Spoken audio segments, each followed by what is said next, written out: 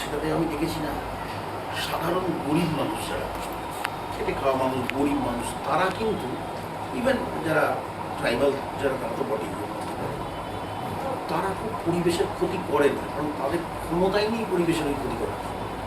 পরিবেশের ক্ষতি করে মূলত উচ্চ মধ্যবিত্ত, উচ্চবিত্ত মানুষেরা পরিবেশের ক্ষতি করে, এবং তাতে ব্যবহৃত হয় এইসব গরিব মানুষগুলো, তারা নিজেরা ক্ষতি করে না। তারা কিন্তু একটা জিনিস যেটা গবেষণা করার সময় বলেছে, খুব পছন্দ হবে, প্রকৃতি অনুসারী যে জীবন, এই প্রকৃতি অনুসারী জীবনটা কিন্তু তারা আমাদেরকে শেখায় প্রতিদিন প্রতিদিন। প্রসঙ্গে একটা কথা বলি, যে সৌন্দর্যায়নের কথা বলছিল, এইটা নিয়েও আমরা কিছুদিন কাজ করেছিলাম এখানে জলনিগমতে। কারণ থিওরিটিক্যালি একটা শব্দ আছে এনভায়রনমেন্টাল সায়েন্সে, সেটা বলা হয় ইকোটোন। এই ইকোটোনটাকে নানা সময় নদীর সৌন্দর্যায়ন, এই জলাভূমির সৌন্দর্যায়ন বলে যেটা বলা হয়, করা হয়, কিন্তু পাড়গুলোতে বাঁধিয়ে দিলাম, লোকে সেখানে দুটো চেয়ার পেতে দিলাম, বসবে লোকে, হ্যাঁ, আলো টালো দিলাম। এই যে পাড় বাঁধানো, পুকুরেরই হোক বা নদীরই হোক বা জলাভূমিরই হোক, এই যে পাড় বাঁধানোর মধ্যে দিয়ে আসলে ইকোটোন ধ্বংস হয়। ইকোটোন হচ্ছে দুটো ভিন্ন ধর্মী ইকোসিস্টেম। এই ভিন্ন ধর্মী ইকোসিস্টেমে তার যে জাংশন পয়েন্ট, এই জাংশন পয়েন্টটা নিজে একটা ইকোসিস্টেম, এইটাকে ইকোটোন বলা হয়। ধরো একটা নদী, একটা জলাশয়, সেখানে তার যে পাড়, সেই পাড়টা, আর তারপরে যেখান থেকে তার অরিজিনাল স্থলভূমি শুরু হচ্ছে, ঠিক আছে, এই স্থলভূমি, পাড় আর জলাভূমি, এই যে তিনটে অংশ, এর মধ্যে নদীর ওই পাড়টা, পুকুরের ওই পাড়টা, ওই অংশটা কিন্তু হচ্ছে ইকোটোন রিজিয়ন। তুমি জলের যে গাছপালা, যে প্রাণী তুমি পাবে, সেটা স্থলভূমিতে সেই গাছপালা, সেই প্রাণী তুমি পাবে না। আবার ওই যে ঠিক নদীর পাড় বরাবর যে প্রাণীরা, যে গাছেরা, তারা কিন্তু সম্পূর্ণ অন্য ধরনের। এই দুটো ইকোসিস্টেমকে কানেক্ট করে কিন্তু ইকোটোন রিজিয়ন। ফলে সৌন্দর্যায়নের নামে আমি যখনই নদীর পাড়, পুকুরের পাড় বোঝাচ্ছি, আমি আসলে ওই জলাভূমি ইকোসিস্টেমটাকেও ধ্বংস করছি। ওই রিলেশনটা একটা ছোট উদাহরণ বুঝতে পারবে বিষয়টা। ধরো চিংড়ি মাছ দেখবে নদীর পাড়ে থাকে, পাড় দিয়ে থাকে, ওদের খাদ্যাভ্যাসটা কিন্তু ওই ইকোটোন রিজিয়নের অঞ্চলে। সেখানে যেসব মানে অ্যাকোয়াটিক যে তোমার ফনা যা রয়েছে, সেটা মাইক্রোস্কোপিক হতে পারে বা মাইক্রোস্কোপিকও হতে পারে, ছোট হতে পারে, বড় হতে পারে। তার সাথে এক্সাম্পল তুলে বলছি, তুমি যে বাঁধে দিলে সেই চিংড়ি কিন্তু আর তার খাবার হবে না। ফলে ওইখানে যে প্রজাতির, যে পার্টিকুলার স্পিসিসগুলো থাকতো প্রজাতির, তারা কিন্তু লুপ্ত হয়ে যাবে খাদ্যের অভাবে। ফলে এই পাড় বাঁধানো, সৌন্দর্যায়নের নামে পাড় বাঁধানো, এইটা একটা সাংঘাতিক জিনিস। এইটা দেখবে সবচেয়ে বেশি প্রোটেস্ট আসে যারা নদীর ধারে যারা থাকে, তারা এটা করতে দেয়। তারা এত থিওরিটিক্যালি জ্ঞান নেই তাদের, কিন্তু তারা জানে, মানে তাদের জীবনের অভিজ্ঞতা থেকে জানে যে আসলে ওটা করলে ওই মাছগুলো আর পাওয়া যাবে না। তার উপরে তার সবচেয়ে নির্ভর করে।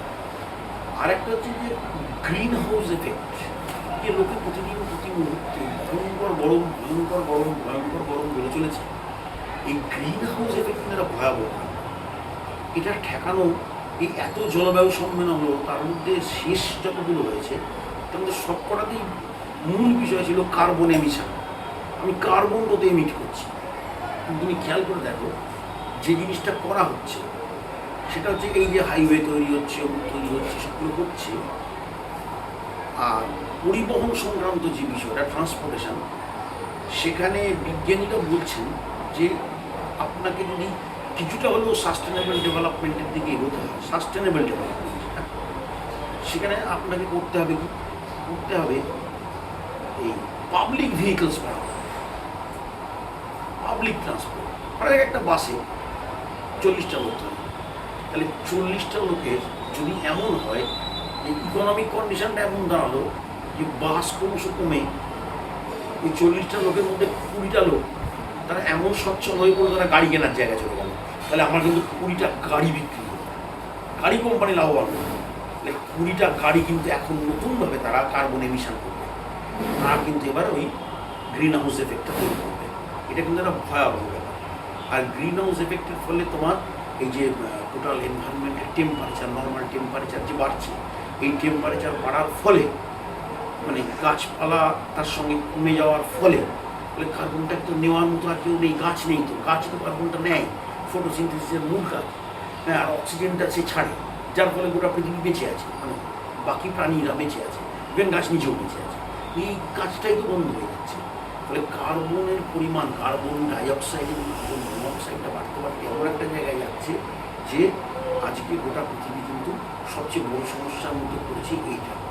এই গ্রিন হাউস এফেক্টের ফলে তোমার এই কার্বনের পরিমাণ যে বাড়া, এই কার্বনের পরিমাণ বাড়ার ফলে আজকে প্রচুর লাং ক্যান্সারের পরিমাণ তোমার থেকে আরম্ভ করে এই জাতীয় মানে যে রোগগুলো এনভায়রনমেন্টের কারণে হয় তা প্রচুর পরিমাণে বেড়ে গেছে, প্রচুর পরিমাণে স্বাভাবিক। আর দ্বিতীয় আরেকটা সেটা হচ্ছে যে তোমার এই যে আমাদের ওজোনোস্ফিয়ার যেটা আছে, ওজোন লেয়ার, এই ওজোন লেয়ারের ডিপ্লিশন হচ্ছে, এই ওজোন লেয়ারটা ক্ষয় হচ্ছে ক্রমশ। ওজোন লেয়ারটা ক্ষয় হওয়ার যে কারণগুলো, সেটার একটা বড় কারণ হচ্ছে তোমার রেডিয়েশন এফেক্ট। এই রেডিয়েশন এফেক্ট তোমার এই যে ফ্রিজ থেকে আরম্ভ করে এই কোম্পানিগুলো যে ফ্রিজ তৈরি করা, বিশেষ করে এখন যদিও তারা গায়ে একটা স্ট্যাম্প মেরে দেয়, কিন্তু এটা ঘটনা, সেখান থেকে কিন্তু ক্লোরোফ্লুরোকার্বন বেরোয়, যেখানে তৈরি হচ্ছে বিরাট অ্যামাউন্টে বেরোয়, এবং সেটা কিন্তু গিয়ে শেষ পর্যন্ত যে ওজোন O3, এই ওজোনকে ভেঙে দিচ্ছে। O3কে ভেঙে দিয়ে মানে একটা তোমার ক্লোরোফ্লুরোকার্বনের একটা অণু 300টা ওজোন অণুকে ধ্বংস করতে পারে চেন রিয়াকশান। এই যে ওজোন হোল তৈরি হচ্ছে, যার ফলে সূর্য থেকে যে আলট্রাভায়োলেট রে সেইটা কিন্তু আসছে, আমরা জানতে পারছি না। তুমি যতই সানস্ক্রিনই মাখো আর যাই মাখো, ইউভি রের কিন্তু ক্ষমতা আছে তোমার শরীরকে পেনিট্রেট করে চলে যাওয়ার, এবং তার ফলে আমরা বুঝতেই পারছি না যে জেরোডার্মা পিগমেন্টোসাম বলে একটি স্কিন ক্যান্সার থেকে শুরু করে আমাদের প্রচুর ক্যান্সার হচ্ছে, যেগুলো আমরা জানতেই পারছি না যে কেন হচ্ছে। আসলে we are expose to that ultraviolet রে। মানুষ এই যে নিজের সুবিধার জন্য এসি ইউজ করছে, ফ্রিজ ইউজ করছে, গাড়ি ইউজ করছে, এগুলো দিন দিন বাড়ছে। তো কাগজ খুললেই তুমি দেখবে যে স্যামসাংই হোক, এলজি হোক, পাতাজোড়া বিজ্ঞাপন হয়েছে আমাদের নতুন এসিটা, নতুন technology, green technology, O3 technology. আমি ভাবছি যে হতো আমি তাহলে এখন আমার আর গিল্ট কমে যাচ্ছে, আমি তো এবার নতুন টেকনোলজি, গ্রিন টেকনোলজি। এক্ষেত্রে যে মানুষ এগুলো প্রতিনিয়ত নিজের সুবিধার ক্ষেত্রে অনেক রকম নতুন নতুন চেঞ্জেস করছে, অনেক যেগুলো অনেক ক্ষেত্রে বিচ্ছিন্নতা, প্রকৃতির সঙ্গে আমাদের বিচ্ছিন্নতার কারণে আমরা তাৎক্ষণিকভাবে ভালো থাকাটা বেছে নিচ্ছি। কিন্তু একটা এলাকায়, এটা সার্ভে করে দেখা গেছে, একটা এলাকায় টেম্পারেচার ভালো, সেই পাড়ায় যদি প্রায় প্রতিটা বাড়িতেই এসি থেকে থাকে, সেই এলাকার টেম্পারেচার যে অঞ্চলে এসি নেই তার চেয়ে কিন্তু বেশি। কারণ এসি কিন্তু হিট এমিট করে, তোমার ঘরের হিটটাকে সে বাইরে বের করে দিচ্ছে, ফলে ওই অঞ্চলের টেম্পারেচার কিন্তু তখন তুমি যে বাড়িতে যে লোকটার বাড়িতে এসি নেই, ফ্যান চালায়, সে কিন্তু ফ্যান চালিয়েও টিকতে পারছে না, কারণ ভয়ঙ্কর হাওয়াটা তো গরম হয়ে গেছে। ফলে সেও তখন বাধ্য হচ্ছে ওই EMI দিয়ে একটা এসি কিনতে। সে হয়তো মনে মনে ভেবেছিলাম এসি কিনবো না, বা আমার কেনার ক্ষমতা এইটুকু হতে পারে, যে কনসাস করে ভেবেছিলাম এসি কিনবো, অথবা সে ক্ষমতা নেই তাই কিনছে, তাই সেও বাধ্য হচ্ছে এমন গরম ওই এসিটা কিনবে, এই তাকে বাধ্য করা হচ্ছে। ফলে এটা কিন্তু একজন সচেতন মানুষ দিয়ে তুমি সেটা দিয়ে শুরু করছিলে অ্যাংজাইটি, এটা কিন্তু অ্যাংজাইটি যথেষ্ট কারণ। আমি আবার বলছি, গরিব মানুষ কিন্তু প্রকৃতি ধ্বংস করে, মধ্যবিত্ত, উচ্চবিত্ত তারাই প্রকৃতি ধ্বংস করে, এবং ওই যে লোকটা খেতে পারে না তার হাতে কুড়ুলটা তুলে দিয়েছে, তুমি গাছটা কাটো, সেই গাছটা কাটতে চাই না, কারণ তার হাতে দ্বিতীয় কোনো অপশান নেই বাঁচার ওই কুড়ুলটা ছাড়া, তবে তার ওই গাছটা কেটে দিলে তার একবেলা ভাত জুটবে। ফলে গরিব মানুষকে এই যে কোনো বিকল্পহীনভাবে তাকে ইকোনমিক জায়গায় ঠেলে দেবে, তারা আজকে কিন্তু মানে আমরা ভাবছি এই লোকগুলো পরিবেশের পক্ষে আসলে ক্ষতিকর, যারা ক্ষতিকর তারা পর্দার পেছনে রয়েছে। আমরা সামনে দেখছি ওই লোকগুলো এখন জলটাকে নষ্ট করছে, ওই লোকগুলো গাছ কাটছে না, they are compare, they are bound to do so. এইটা হচ্ছে যারা নিজেদের সুবিধার ক্ষেত্রে এগুলো করছে বা অন্যদেরকে দিয়ে অন্যদেরকে ইনফ্লুয়েন্স করছে করার জন্য, তাদের হ্যাঁ ঠিক আছে, থ্যাংক ইউ। হ্যাঁ, তাদের এই ভাবনা চিন্তার পেছনে কি মানে তাদের থট প্যাটার্নটা কি, যে তার জন্য তারা কোনো রকমভাবে কনসার্ন নয়, যে নিজের সুবিধাটাই দেখছে, অন্য মানে পরিবেশের থেকে কি ক্ষতি হচ্ছে কি না হচ্ছে, বা লং টার্ম গিয়ে কি এফেক্ট হবে, সেগুলো নিয়ে তারা যারা বংশ করছে মানে করাচ্ছে, করাচ্ছে। হ্যাঁ, তাদের কি থট প্যাটার্ন কাজ করছে এর পেছনে? তাদের একটাই দরকার, সেটা হচ্ছে আমার মুনাফা মুনাফা এবং মুনাফা, আরও বেশি মুনাফা। গোটা পৃথিবীটা শুধুমাত্র আমার কবজায় থাকবে। এখন তো পুরোটাই তোমার কর্পোরেট ইকোনমি। হ্যাঁ, কর্পোরেট ইকোনমিতে কর্পোরেটাইজেশনের যে বিষয়টা, সেটা হচ্ছে এই রকম যে ডিপপুলেশন করে, গরিব মানুষ কমাও, এক। 2 নম্বর, যে গরিব মানুষ কমাওয়ের অনেকগুলো প্রজেক্ট আছে, কিন্তু তার মধ্যে একটা যেমন করোনা ভ্যাকসিন। এটা হচ্ছে একটা পলিটিক্যাল ডিজিজ, এটা আসলে করোনা ডিজিজ নয়, করোনা ভাইরাসের কারণে নয়। ঠিক যেমন গরু একটি রাজনৈতিক প্রাণী, গরু কোনো মানে গৃহপালিত প্রাণী নয়। ঠিক যেমন এই যে এইচপিভি ভ্যাকসিন, এই ভ্যাকসিনটি আসলে একটি রাজনৈতিক ভ্যাকসিন, সমস্ত এরকম প্রত্যেকটা, এগুলো প্রত্যেকটাই। আজকে এই যে যোগা ডে, হ্যাঁ, এটা কিন্তু একটি রাজনৈতিক ক্রীড়া উৎসব। হ্যাঁ, এটা কোনো মানুষের স্বাস্থ্যের দিকে তাকিয়ে নয়। হ্যাঁ, একটু আগে যদি আলোচনা করছিল যে কেন একটি রাজনৈতিক দল আমাকে বলবে যে তুমি যোগা করো। আমি নিজে বহুকাল থেকে যোগা করতেই পারি। এমন একটা ভাবে আনা হচ্ছে যেন এই প্রথম ভারতবর্ষে যোগ ব্যায়াম বিষয়টাই আসলে, তো এর আগে কেউ দেশের মানুষ কোনো এসব জানতো না, এরকম একটা ভাবে আনা হচ্ছে। এটা একটা পলিটিক্যাল এজেন্ডা। ঠিক সেই রকম কর্পোরেটাইজেশন, এই যোগ কারা করবে? যে লোকটা মানে স্কুলে চাকরি করি, মিড ডে মিলে যারা খায়, যারা খায় না, তাদেরকে তুমি স্বাস্থ্য দেখো প্রতিটা ছেলে মেয়ের গ্রামাঞ্চলে, তারা যে ইকোনমিক যে স্ট্যাটাস থেকে উঠে আসছে, খেতেই পায় না। সে যদি যোগা করতে যায়, যোগ ব্যায়াম করতে যায়, সে মারা পড়বে, সিম্পলি মারা পড়বে। তার নিউট্রিশনই নেই। নিউট্রিশন দুটো কারণে থাকে না, একটা হচ্ছে খেতে পায় না বলে ম্যাল নিউট্রিশন, আরেকটা তার সেন্স অফ হাইজিন এবং নিউট্রিশন সম্পর্কে কোনো ধারণা নেই, তার পরিবারের কোনো ধারণা নেই। হ্যাঁ, সেই কারণে তার ম্যাল নিউট্রিশন, দুটো কারণে ম্যাল নিউট্রিশন। অবৈধভাবে যারা, আর এইটার কারণে যেটা হচ্ছে, সেটা যদি ওই যে ওই থট প্রসেস যেটা বললো, সেটা যে এই যে ডিপপুলেশন যে পলিটিক্স, সেখান থেকে কর্পোরেটরা যেটা ভাবছে যে আমি অল্প কিছু মানুষকে বাঁচিয়ে রাখবো, আর বাকিটা আমি করব থ্রু হচ্ছে ইয়ে প্রযুক্তি, টেকনোলজি দিয়ে বাকিটা সামনে দেবো। বাকি মানুষ মরবে না, দেখার দরকার নেই। আমরা বাঁচলে এইগুলোই, আমরা মানে যারা রুলার, যারা রুলিং ক্লাস, তারা, আর সেই তাদেরকে যারা প্রোটেকশন দেবে, পলিটিক্যাল পার্টিগুলো, whatever maybe the colour. আচ্ছা, আপনি বললেন যে আপনি আপনার স্কুলের স্টুডেন্টসদের নিয়ে বিভিন্ন রকমের অ্যাক্টিভিটিস করেছেন। হ্যাঁ। তো সেক্ষেত্রে আপনার কি মনে হয় যে আপনারা মানে আপনারা এখন একটা উদাহরণ কী করেছি বলি, হ্যাঁ, আমি একবার এর আগে যখন একটা স্কুল ছিলাম, এর আগে উত্তর চব্বিশ পরগনা একটা স্কুলে ছিলাম, সেখানে আমি একটা কাজ করেছিলাম। তখন ডক্টর বিনায়ক সেন সবাই জেল থেকে ছাড়া পেয়েছেন, এরকম। তখন আমি একটা কাজ করেছিলাম বডি মাস ইন্ডেক্স নিয়ে। আমি নিজের উদ্যোগ করেছিলাম। আমার এক বন্ধু, মানে বন্ধুরাম দাদা আছে, রঞ্জন সরকার, তার সঙ্গে যোগাযোগ করে কলকাতা থেকে কিছু আমাদের এই মানে আমাদের মতো মনোভাবাসম্পন্ন কিছু ডাক্তার আর কি, তারা এসে এই কাজটা করেছিল। উদ্যোগটা আমি নিয়েছিলাম ওই কাজ করে। Body mass index, BMI.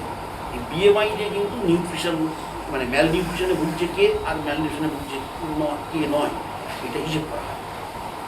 হ্যাঁ, এই বডি মাস ইন্ডেক্স আমি কিন্তু স্কুলের টোটাল স্টুডেন্টদের ফ্রম 5 to 12 করেছিলাম। এবং তাদের দেখা গিয়েছিল দুটো কাজ। আরেকটা হচ্ছে চোখ পরীক্ষা, যে ভিটামিন এর ডেফিসিয়েন্সি হচ্ছে কিনা, বলে কেন হচ্ছে, এগুলো আমি নিজে করেছিলাম ওই কলকাতা থেকে, ওই আমাদের বন্ধু ডাক্তার। এবার প্রথমত ভিটামিন এর ডেফিসিয়েন্সি কেন হচ্ছে, এটা গ্রামের মানুষ প্রায় জানেই না। কিন্তু এতদিন পর্যন্ত তাদের হয়নি। তাদের আগের জেনারেশনের যারা, তাদের দারুণ চোখ, খালি চোখে তারা অনেক বেশি বয়সেও তারা দারুণ দেখতে পারে।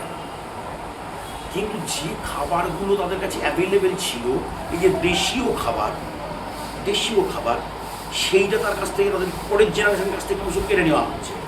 কেড়ে নিয়ে যে খাবারটা তার কাছে পৌঁছে দেওয়া হচ্ছে, সেইটা অত্যন্ত বিষাক্ত। সেই জেনারেশনের কাছে খাবার বলতে, মানে ধরো টিফিনে সে কী খাচ্ছে, আমার এখন করে স্কুলে দেয়, বারণ করলেও স্কুল ম্যানেজার টাকা নিয়ে আসছে, সে চিপস খাচ্ছে, সে কুরকুরে খাচ্ছে টিফিনের সময়, মিড ডে মিল না খেয়ে সে ওইটা খাচ্ছে। এটা গেল হচ্ছে মানে ল্যাক অফ কনসেপশন, আর পেট ভরে গেল, ব্যাস ঠিক আছে। সে গিয়ে অসুস্থ হয়ে পড়ছে, এইটা একটা কারণ। আর দ্বিতীয় হচ্ছে খাবার নেই বাড়িতে, সকালবেলা তার বাড়িতে রান্না করে দেওয়ার কেউ নেই, পড়তে যায় তারা, তাদের পড়তে যেতেই হবে, পড়তে গিয়ে ফিরে এসে তার স্কুল চলে আসছে, স্কুলে এসে যদি ক্লাস 8 অব্দি হয় তাহলে সে মিড ডে মিল পাচ্ছে, 9 থেকে কোনো মিড ডে মিলের বন্দোবস্ত নেই। সেই ছেলেটি বা সেই মেয়েটি কী করে তার গ্রোথ অ্যান্ড ডেভেলপমেন্ট হবে? তাহলে সেখান থেকে এই ছেলে মেয়েগুলো কী করে তারা, আমরা যখন বলি এই কি এতগুলো দেশ বিশ্বকাপ খেলছে, আমাদের দেশে কোনো হয় না, আরও হবে করতে গিয়ে গভর্নমেন্ট পলিসিটাই তো ভুল। এটা গেল এক। আর দ্বিতীয় হচ্ছে তোমার এই যে যোগ, সে করবে কী করে? সে করতেই পারবে না। সেই জন্য যোগ ব্যায়াম আসলে যেটা করা হচ্ছে কি একটি রাজনৈতিক এজেন্ডা। না আমি বলছি যে ওটা কারা করতে পারে? যারা দুবেলা খেতে পায় সুন্দর, তারা যোগ ব্যায়াম করবে, কিচ্ছু হবে না, অসুবিধা হবে না। না আমি বলছি যে ইয়াং অ্যাডাল্ট পপুলেশন যাদেরকে নিয়ে আপনি কাজ করেছিলেন বিভিন্ন এই এনভায়রনমেন্টাল ইস্যু নিয়ে, যেমন বললেন আর্সেনিকের একটা যে ইয়ে করেছিলেন, তো তারা কতটা নিজেদের থেকে এনথুসিয়াস্ট, যে এই ব্যাপারগুলো নিয়ে তারা কতটা কনসার্ন, তারা কতটা নিজেদের থেকে পার্টিসিপেট করতে ইচ্ছুক, বা তাদের কি খুব ইচ্ছুক ছিল, দারুণভাবে তারা পার্টিসিপেট করেছিল, অত্যন্ত ভালোভাবে পারছে, কিন্তু তার পরবর্তী জীবনে পরে তারা যখন বিভিন্ন জায়গায় সব চাকরি বাকরি এসবে চলে গেল, ব্যাস ডিট্যাচড হয়ে গেছে। তারা হয়তো মনে রেখেছে, ফোন করলে বা ইয়েতে হ্যাঁ বা এই সংক্রান্ত আলোচনা উঠলে তারা বলে, কিন্তু তারা কিন্তু কাজের সঙ্গে যুক্ত নেই। দু একজন কীভাবে যুক্ত আছে আমি একটা উদাহরণ দিই। যুক্ত বলতে খুব পরোক্ষ। ধরো আমার এক ছাত্র, কি হতো চিনি সোনা, আমরা যখন দেউচাপাচামিতে যে কয়লা করি, দেউচাপাচামিতে গিয়েছিলাম, অনেকেই গিয়েছিলাম, ও প্রিয় দেউচাপাচামিতে আমরা কিন্তু টোটাল মানে সার্ভে করতে একদম প্রথম দিকে।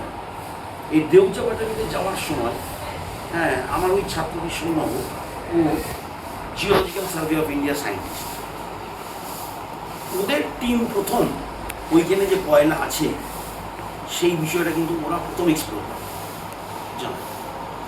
এবার তারপরে আর এই ব্যাপারে আলোচনা হয়নি। যখন দেউচাপাটা আমি আবার ইয়েতে এলো, খবরে এলো, তখন আমি ওকে যখন ফোন করে জানলাম গোটা বিষয়টা, মানে যখন যাচ্ছি সেই সময়, যে টোটাল জিওলজিক্যাল স্ট্রাকচারটা কী, ওখানে যদি কয়লা তোলা হয় কী কী এফেক্ট হতে পারে তুমি আমাকে বলো। ও কিন্তু আমাকে বিস্তারিত বলেছিল সমস্তটা। এই ধরো এই কানেকশানটুকু আমার হয়েছে। এবার আমি সেখানে গিয়ে অন্তত ওই কথাগুলো বলতে পেরেছি। বা ও যখন উত্তরাখণ্ডে গিয়েছিল, ওই যে প্রথম ওই যে ইয়ে পড়লো যোশী, ওই সৌমাও কিন্তু আমাকে বলে দিয়েছিল ডিটেলটা, আমি লিখেও নিয়েছিলাম। জিওলজিক্যাল সার্ভে অফ ইন্ডিয়াতে আছে, ওখানে কেন হচ্ছে, কী কারণে হচ্ছে, এটা আটকানোর পথ কী আছে, এগুলো কিন্তু আমি বলছি। এইটুকুই ধরো খুব ইনডিরেক্ট উপকার যদি বলো, যে এই এনভায়রনমেন্ট অ্যাক্টিভিস্ট হিসেবে আমার আজকের কাজ, ওরা স্যার হিসেবে আমাকে এই হেল্পগুলো করেছে যারা ওই ফিল্ডগুলোতে আছে। এছাড়া খুব কিন্তু কিছু হয়। আশু লাভের পেছনে ছোটা এটা একটা সাংস্কৃতিক পরিবর্তন। এই আমি মানে এটা তো প্রত্যেকটা জায়গাতেই যেখানে যেখানে গেছি প্রসঙ্গে প্রত্যেকটা জায়গার কথাই বলা যায়। যোশীমঠের শুধু যোশীমঠ কেন, গোটা উত্তরাখণ্ড জুড়ে